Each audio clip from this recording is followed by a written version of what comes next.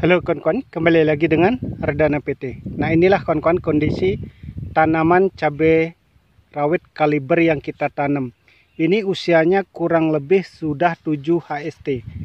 Dan kita menanam cabai rawit kaliber ini bukan di lahan baru, tetapi di lahan bekas. Dulunya ini adalah bekas tanaman kubis kawan-kawan, atau kul. Nah, seperti ini kondisinya. Jadi sudah cukup subur dia walaupun 7 HST. Nah, teknik perawatan yang kita lakukan untuk menanam cabai rawit kaliber ini karena di lahan bekas, makanya kita melakukan yang namanya pengocoran terlebih dahulu sebelum menanam cabai. Kita kocor dengan insektisida dan fungisida. Karena lahan bekas dan juga kita tidak melakukan yang namanya pindah lubang tanam, kita menanam cabai ini langsung di bekas lubang tanaman kubis. Sedangkan ini kita buat baru beberapa hari kemarin. Ini tujuannya untuk melakukan pengocoran nanti dan tempat pupuk susulan kawan-kawan. Nah, khususnya sebelum menanam ini kita melakukan pengocoran dengan insek dan fungis seperti yang saya sampaikan tadi. Inseknya kita gunakan adalah Risotin, sedangkan fungisidanya kita pakai adalah bahan aktif Mancozeb. Yaitu dosis yang kita pakai Risotin kurang lebih 40 ml per satu tangki, sedangkan Mancozebnya kita pakai 2 sendok makan. Kita kocor langsung di sini kawan-kawan, di pangkal batang ini atau di lubang tanam ini dengan perkiraan 100 ml. Setelah itu baru kita diamkan selama 7 hari. Kita tidak menanam langsung kawan-kawan. Kita diamkan selama 7 hari. Nah, setelah 7 harinya baru kita melakukan yang namanya penanaman cabai rawit kaliber.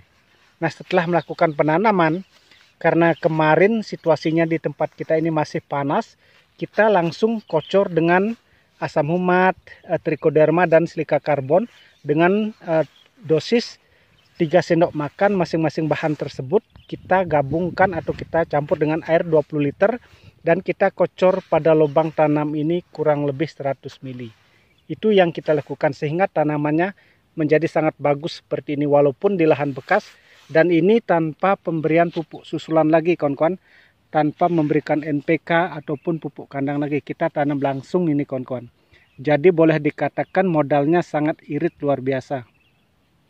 Maklum kita sebagai petani kecil, inilah yang kita lakukan kawan-kawan agar meminimkan modal yang dikeluarkan untuk penanaman cabai. Nah, ini rumputnya sudah tumbuh seperti ini akibat pengocoran dengan asam humat, silika karbon dan trichoderma. Rumputnya subur sekali itu lubang tanam seperti ini, tapi cabainya masih kecil seperti ini.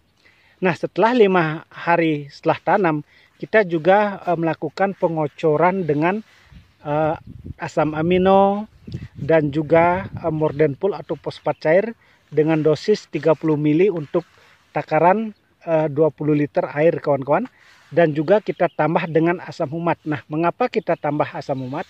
Karena untuk menetralkan pH tanah juga, dan juga asam humat fungsinya karena ini lahannya masih kering, kemarin waktu 5 hari itu belum ada hujan, makanya untuk menghindari penguapan air yang lebih banyak, makanya kita mencampur asam amino, fosfat cair atau mordannya dengan asam humat. Nah, asam humatnya seperti tadi saya sampaikan itu sangat penting khususnya kawan-kawan untuk lahan-lahan pertanian, apalagi lahan-lahan yang sering ditanami berulang kali seperti yang kita lakukan ini. Kita menanam cabai di lahan bekas seperti ini, tapi bisa dilihat walaupun usianya baru 7 hari sudah bagus seperti ini.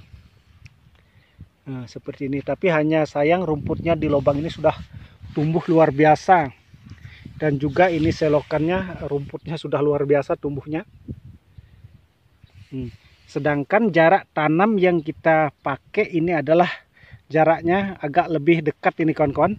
Jarak tanaman cabai satu dengan yang ini kurang lebih 50, sedangkan yang kesininya juga 50, jadi 50 kali 50 kawan-kawan. Jadi memang cukup dekat kita tanam ini karena kita tidak melakukan pindah lubang, karena ini dulu adalah bekas tanaman kubis. Nah, nanti di usia 10 HST kita akan melakukan pengocoran juga dengan bahan-bahan super juga agar pertumbuhannya lebih cepat berkembang kawan-kawan. Nah, seperti ini kondisinya, masih sudah cukup hijau, stresnya sudah hilang.